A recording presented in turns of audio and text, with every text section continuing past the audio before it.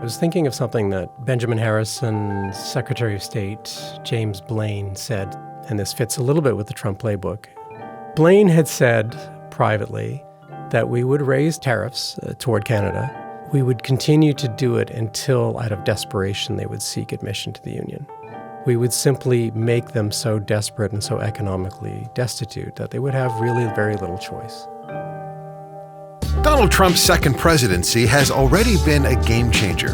His brazen public statements about his desire to annex Canada and slap tariffs on imports entering the U.S. from Canada seems to have fundamentally altered the nature of the Canada-U.S. relationship, transforming perhaps for all time the way Canadians see their American neighbours and possibly transforming the way Canadians understand themselves. This is In Bed with the Elephant. I'm your host, Adrian Harewood.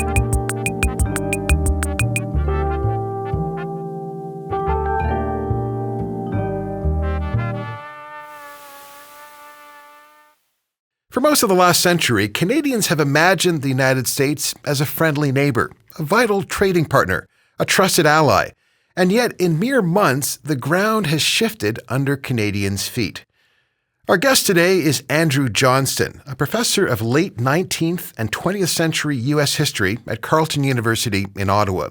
He's a specialist in imperialism and foreign relations, liberalism and pluralism in American social thought, and the history of international thought. Andrew, thanks so much for joining us. Thanks so much for having me. Andrew, I wanted to begin this way with a rather extraordinary comment, a statement that was made by Bob Rae, of course, Canada's ambassador to the United Nations, former premier of Ontario.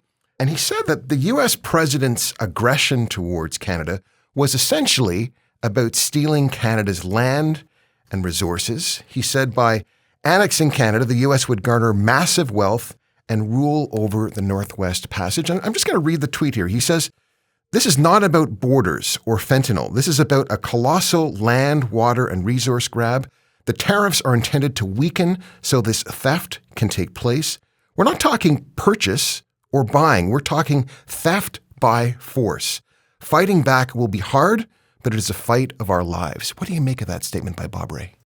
Well, coming from Bob Rae in particular, who's a fairly measured, experienced Canadian political figure and diplomat, it's quite extraordinary. These are the kinds of thoughts that probably rattle around in people's heads, but for someone of his stature to be speaking in these fairly existential terms is new ground and speaks, I think, quite directly to the quite widespread anxiety, but also a little bit of the ongoing debate that Canadians are having about what are we to make of this?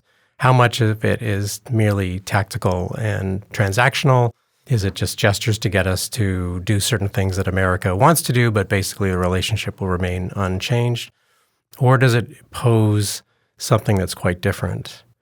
We should never underestimate the extent that these kinds of issues have come up repeatedly in Canada-US relations, often very publicly. In some ways, when you look at Canada's emergence as a sovereign state in the 1920s and 30s, that's when we can really begin to think really about following it. the First World War. Yeah, right? following the First World War, when the British Empire is beginning to devolve some of its power to at least to the white settler dominions. The United States is beginning to talk to us, not through London. From that moment on, as Canada tries to hold itself together, it is facing enormous numbers of pressures that are exerted sometimes deliberately, sometimes simply by being next to the United States, on economic sovereignty, on political sovereignty, military strategic sovereignty as well. Those things have never really gone away, and presidents and prime ministers have tended to try to paper over them or not bring them out into the public so often, but they're there and often in quite celebrated moments, as you know. Diefenbaker's fallout with Kennedy, Lyndon Johnson's manhandling of Lester Pearson. Literally. Literally. Like picking him up, I think, by the lapels. Grabbing him by the lapels and shoving him around a little bit at Camp David in 1965. And there are other examples of that more recently. Trudeau obviously had his run-ins with different leaders in the United States. At some level, there's a certain normality to this. We recognize the issues of tariffs, trade, access to resources. But we know that Trump is a different person. Well, I was going to say, LBJ was a big man. And he was manhandling, really, Very Lester intimidating Pearson. guy, yeah. But he wasn't threatening to take over the country. No. No, it's true. This is certainly unprecedented in the 20th century. There have been interest in annexing Canada, or the part of the British Empire that we now call Canada, before, but never seriously since that period, never really seriously officially from a president after about 1871, but certainly not in the 20th century or 21st century. But there was one moment that was kind of interesting that happened during the Second World War. So Mackenzie King famously got along well with Roosevelt, Franklin Roosevelt. And Roosevelt really liked Canada for a very good reason. That is, he had a cottage in Campobello Island, New Brunswick. And if anyone is going to New Brunswick, I highly recommend this cottage. Go to it. It's a great park site because it's actually the only park that is shared equally by Canada and the U.S. It's in Canada, but the management of it is shared equally by the U.S. and Canadian Park Services. It's lovely views of the coastline of Maine mostly because it's much closer to Maine. It's only connected by bridge to Maine and only by ferry to New Brunswick, but it's lovely. Anyway, so FDR and King got along very well and became, in some ways quite intimate. Probably the best prime minister-president relationship that we had until then and probably after in some ways. There was a moment, though, when Canada joins the Second World War in September 1939, famously declaring war a few days after Britain, so as to distinguish ourselves now as an independent country, but loyal to Britain. The United States famously doesn't join until that December 1941 after Pearl Harbor. So during that period, the Americans are concerned about their security in the event of a global war that they're not yet involved in. And Canada is sort of seen as a strategic liability.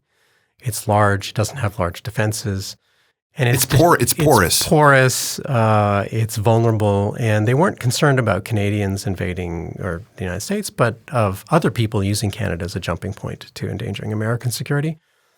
And the key to this was the Atlantic and making sure that was secure. So during the period in 1940, the summer of 40, when Britain is being bombed, the Battle of Britain is going on, and it's an open question as to whether Britain would survive. The British and Americans began conversations about what would they do, because Roosevelt wants to support Britain, but there's still a very strong isolationist movement in the United States, and so he's doing a lot of stuff sort of under the table. The basis for destroyers deals, Lend-Lease, where the Americans would lend military stuff that they were not allowed to sell to the British, and so on. And in that context, the British approached the Canadians and mentioned to King, it's like, what do we do with our Navy in the event, if we fall? What will happen to British military bases and hardware? And they were talking about transferring it to the rest of the empire and moving it away from Europe so the Germans couldn't capture it as well. And it was implied in conversations with Roosevelt, both with Churchill, I think, but certainly with King, that the Americans would make their own decisions on these things, implying that they would simply take those bases. If Britain became a German outpost, they would take charge of these things. This was a bit of a shock to the Canadians because they realized that would be partly the Americans would be looking to Canada and say, if you can't defend yourselves in the event of this world war, we will take it upon ourselves to do so. Certainly that was the case with Newfoundland, I believe. They were thinking in those terms before Newfoundland was part of Canada, but at that time it was a moment when it had to move through King's mind that if things had gone horribly wrong in Europe, that was always a possibility. 80 years later, some Republican supporters of Donald Trump are saying that the next battleground, or the battleground of the 21st century, is the North, is the Arctic, and that this is going to become a kind of a playing ground of China, of Russia, and also the United States, and that Canada doesn't really have the cards to play in that space, and that it's incumbent upon the United States, if it wants to protect this hemisphere, to take charge of the North because Canada can't defend it. Well, I think there's a certain logic to that, and it was expressed in the discussions that we had with the United States over NORAD and the DEW line and other things that were asked during the Cold War that Canada should have in its north to protect North America, that Canada couldn't afford to do by itself and needed the United States to do it. Of course, at that point, we were members of NATO, so it was seen as part of a NATO collective action to some degree, although it was not subsumed under NATO. The U.S. was our ally in that sense, and the U.S. still is. I think that is definitely the talk if the Arctic opens up as an international waterway. And I can see the logic of it sometimes when I look at the map of the Arctic from right above the North Pole. The United States, through Alaska, has complete access to the North Pole without needing Canadian Arctic archipelago. They would easily be able to project their power all across Russia, the northern frontier of Russia, if they so wanted. And they could prevent people through the Bering Sea, from the Chinese or others, from gaining access to it. And they could do so in the North Atlantic, again, within the context of existing alliances. So it seems wildly ambitious. It's hard to imagine us descending into that kind of world in the next 4 years or any time during Trump's lifetime. So maybe it's an excuse that the Americans are using to say that Canada is freeloading off of America's paying for Canada's defense, even though we don't have any obvious strategic enemies that we need to think about at that point. So it's very difficult to know how seriously to take this kind of language. But has it always been in the American kind of imagination that at one point they were going to absorb this territory called Canada? I was looking back at a quote from John Quincy Adams' grandson, Henry Adams, who once described the expectation that, quote, the whole continent of North America and all of its adjacent islands must fall under the control of the United States as a conviction absolutely ingrained in our people. Walt Whitman, in 1871, in his book Democratic Vistas, wrote, long ere the second centennial arrives, there will be some 40 to 50 great states among them, the Canada and Cuba. It seems as if Americans have been thinking about taking this country over for a while. Yes? No? Sort of. I would qualify. I mean, you're absolutely right. Those are terrific quotations, and I'm not going to argue with them. They would be qualified a little bit. We go back to the American Revolution and the post-revolutionary era. There was certainly lots of political thinking that the whole Western Hemisphere, including the what would soon to be liberated colonies of Spain and Portugal, joining a sort of continental wave, that the Western Hemisphere would be filled of what Thomas Jefferson referred to as empires of liberty. They would have dispensed with monarchies. They would create republics. So Whitman, who was writing about and capturing very much the zeitgeist of post-Civil War America, where slavery had been vanquished, saw his nation in these very patriotic but emancipatory terms. For most Americans, the idea was that Canada remained a kind of political backwater of the British Empire. It still had a queen at that time. Of course, all of the territorial ambitions that they're expressing in their minds are forms of liberation, that they plan to liberate the rest of the continent from shackles. At other times, it's clearly land grabbing, it's clearly imperialism. Like when? Well, I mean, when you think of the rhetoric of the 1840s in particular, so after the Americans, or during and after the Americans had fought Mexico and taken 55% of Mexico's territory in Polk's War, there was a spirit, and been preceded by this in as early as the 1830s, of the invocation of the concept of manifest destiny, that the United States is ideologically and theologically ordained to pursue this historical path. This is the teleology, the trajectory of American history.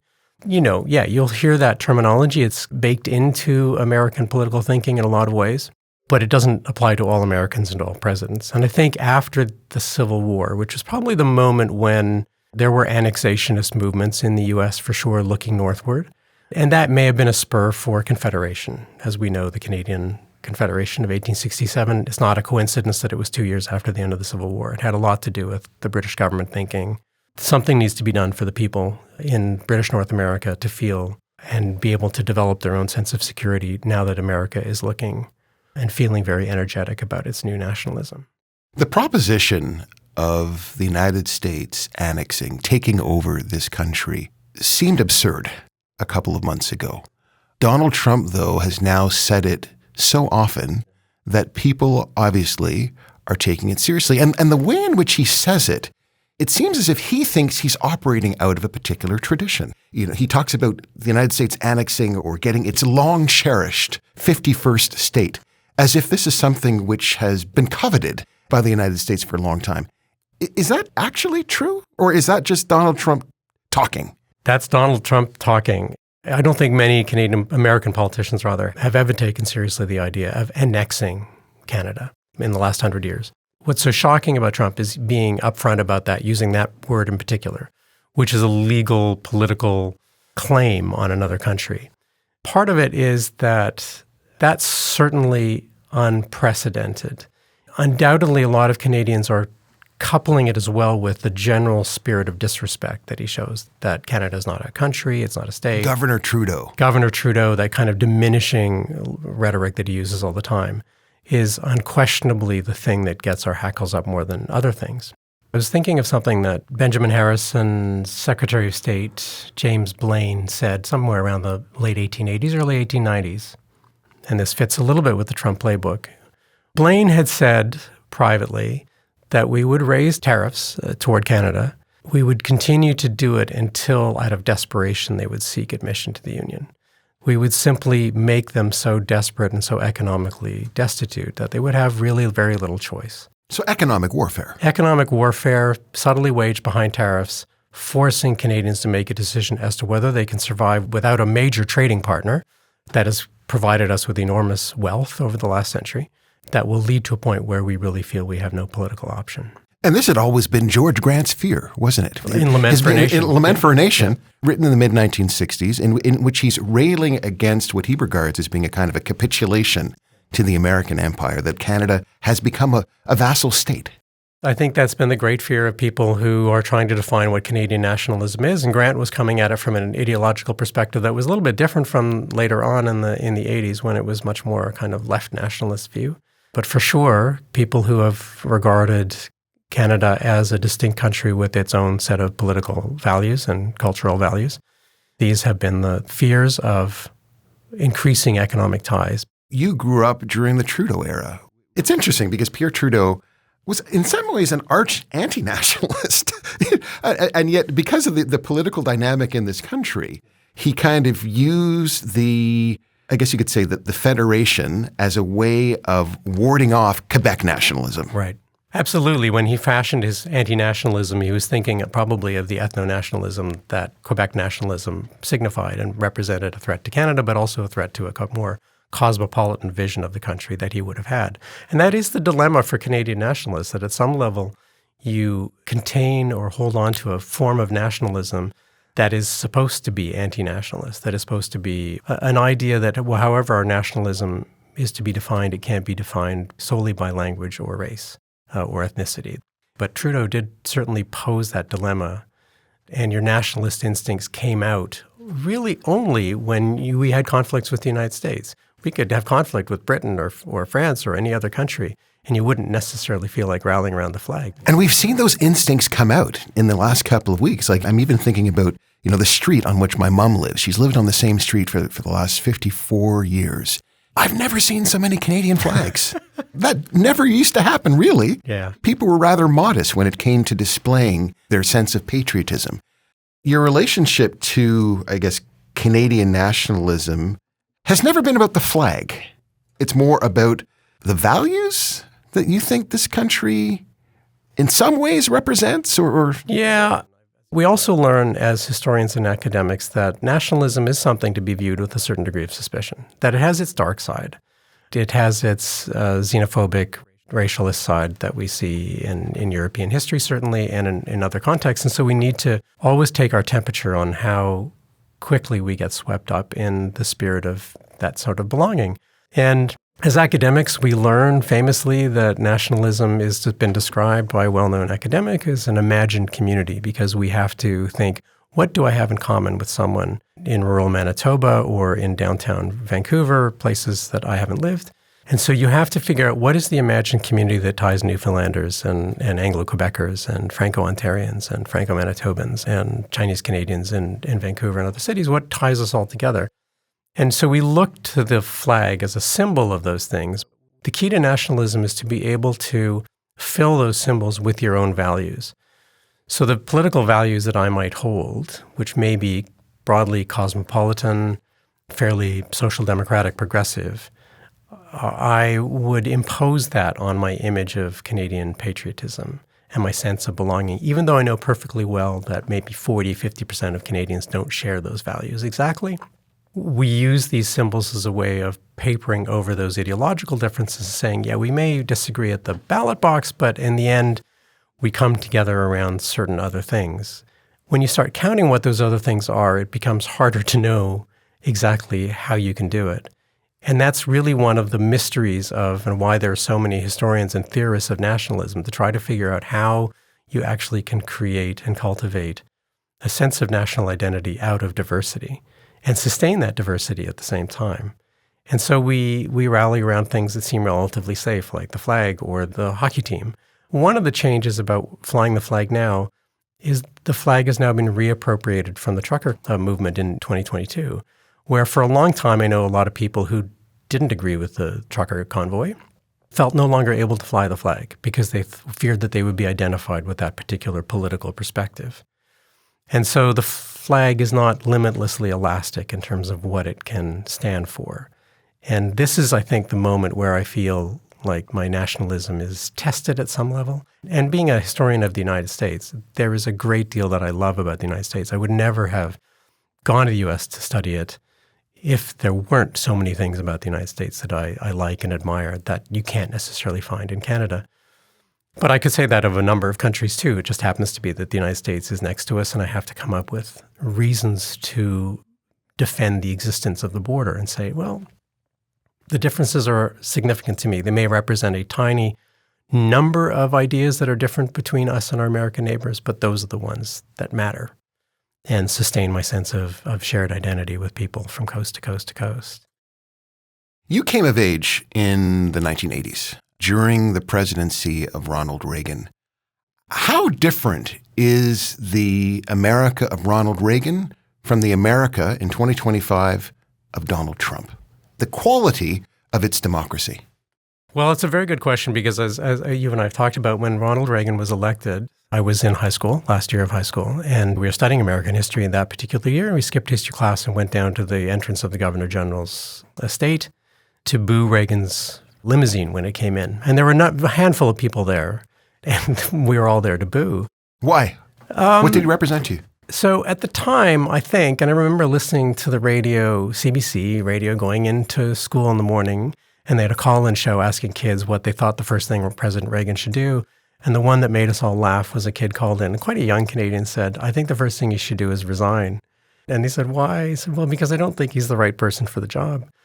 Honestly, at the time, he was seen as a lightweight. He was an actor. Yes, he'd been governor of California, but he was the most conservative presidential candidate that the United States had seen. At that point. At that point in history. At that point in history. Although he pushed it away, he had the backing of the Ku Klux Klan. They had endorsed him. So there were lots of flags that suggested that this was a man who could possibly do bad things to the world. And I wasn't even necessarily thinking about what his ambitions toward Canada is, because by all accounts, Reagan is an easy guy to get along with at a personal level. And there's a recent biography of him by Max Boot, who's a apostate conservative, who says it's not clear that he actually knew what he believed, and he was sort of responding often to the temper of the times. But he did enough things to indicate that in the back of his mind, he had some ideas that we had hoped we'd seen the end of. The fact that where he announced his candidacy. Philadelphia, Mississippi. Yeah, Philadelphia, Mississippi, was shocking. Because that's where those 3 civil rights workers had been murdered. Had been murdered. Right? It was very symbolic. Schwerner, Goodman, and Cheney.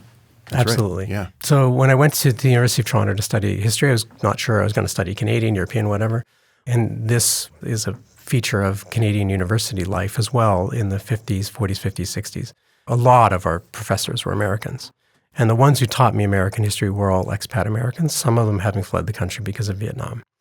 So I got professors who were deeply animated by the politics of their country and were obviously not Reagan fans and taught the spectrum of U.S. history from beginning to end from an oppositional point of view that was fascinating as a Canadian. And had a Canadian said what they said, we would be, accused of anti-Americanism. But they were expressing heartfelt views that there is another side to America that we have to recognize, an emancipatory side of America that has been influential in the world and certainly has been very good at trying to correct its own faults. Studying the United States was not simply about studying our neighbor, it was studying the country that in many ways defined the 20th century, that its emergence as a world power, reluctantly after the First World War, but definitely after the Second World War, as the superpower par excellence, His cultural reach was everywhere. I felt it incumbent upon me, if I was going to learn anything useful about the world as a whole, I needed to understand the United States. Reagan jump-started it in terms of my somewhat hostile views towards him, which didn't change that much through the course of his presidency. How would you compare Ronald Reagan's relationship with democracy to Donald Trump's relationship with democracy? And I say that because the journalist and public intellectual, Fintan O'Toole, recently was writing in the New York Review of Books. And he said that the Trump presidency represents, first of all, it's an imperial presidency. That's what he was suggesting. And he called the Trump approach legalized lawlessness. Was Ronald Reagan's relationship with democracy different from Donald Trump's relationship with democracy? So phrased that way, I would say sure, yes. I mean, I think the case can be made that Trump has taken his democratic mandate that he got as carte blanche for now a kind of plowing through the guardrails and obstacles that democracies are also supposed to put in place. Even with the majority, there are procedures, congressional checks and balances that are supposed to be adhered to. And he is constantly pushing those boundaries and saying, if I don't like, Congress shouldn't do this, the justices shouldn't do this, if I don't like it, we're going to change it, which shows a certain contempt for democracy, or equating democracy to mean every 4 year it's absolutism, which is not the way the American government was established, not the reason the Bill of Rights was adopted as part of the Constitution. So in that respect, I would certainly put every indication that Reagan was much more of a Democrat, and it displayed a much stronger willingness to adhere to the rules of American government as had been established. My only caution is that a great deal of the populist rhetoric that descended from George Wallace through to Reagan, and Reagan had the former governor of Alabama, that Reagan in the end had stopped voting for Roosevelt. He had voted for Franklin Roosevelt 4 times, he claimed, and then moved into the sort of Wallace wing of American politics and represented that white supremacist wing entering into the Republican Party in the 1970s, and took up some of the mantle of Nixon's strategy of rule.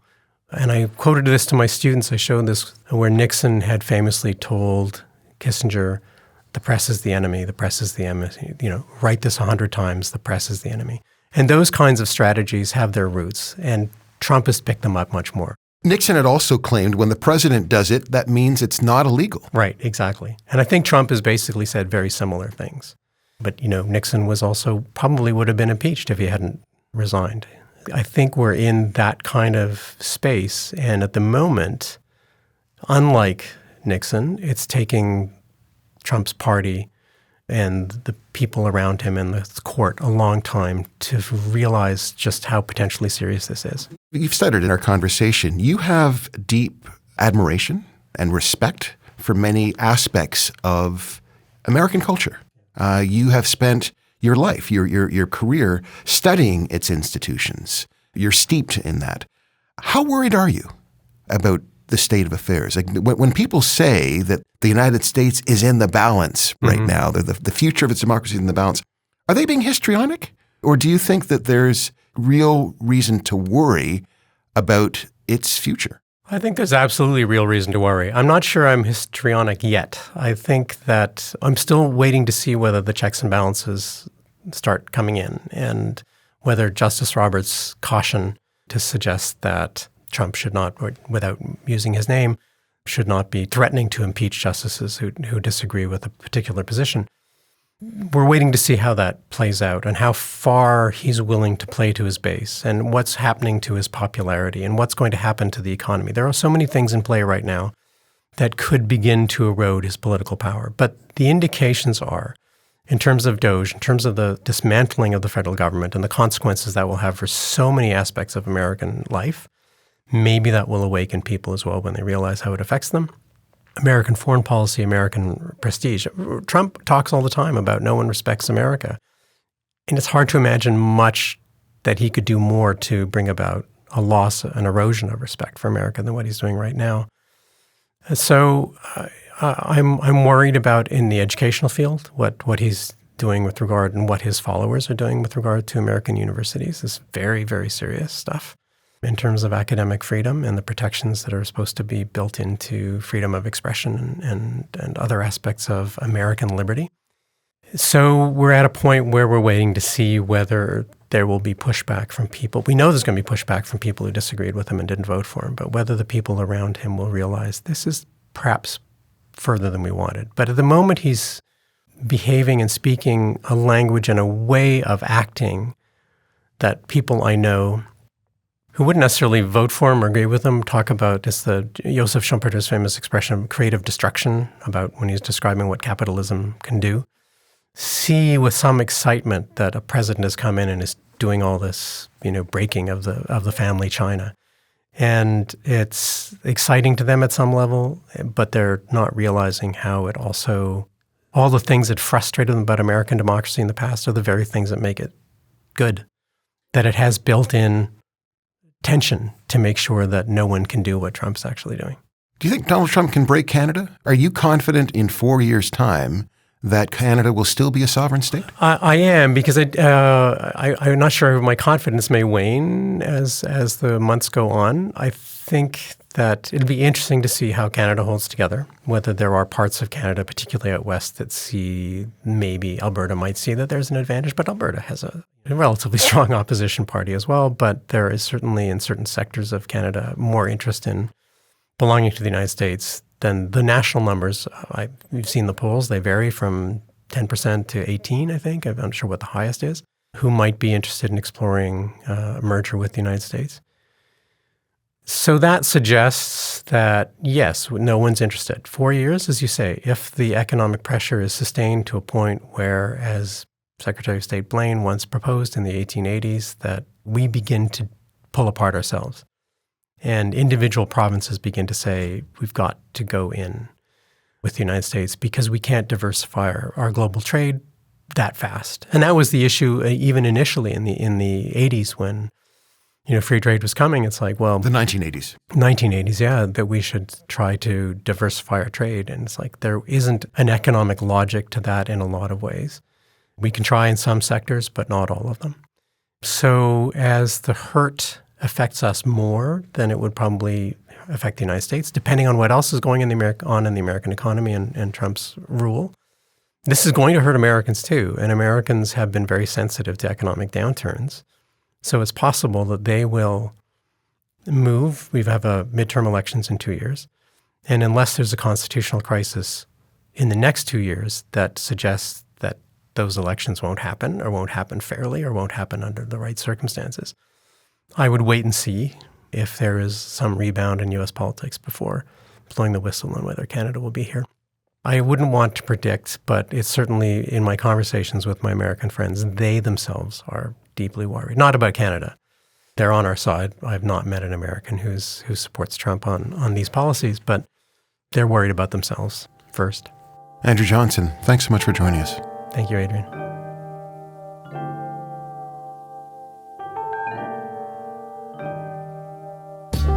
You've been listening to In Bed with the Elephant on Ricochet Media. Producer and sound engineer, Dave Sarazin. Executive producers, Ethan Cox and Andrea Houston. Music by Parker Harewood. Graphics, Connor Killoran. I'm Adrian Harewood. I'll talk to you next time.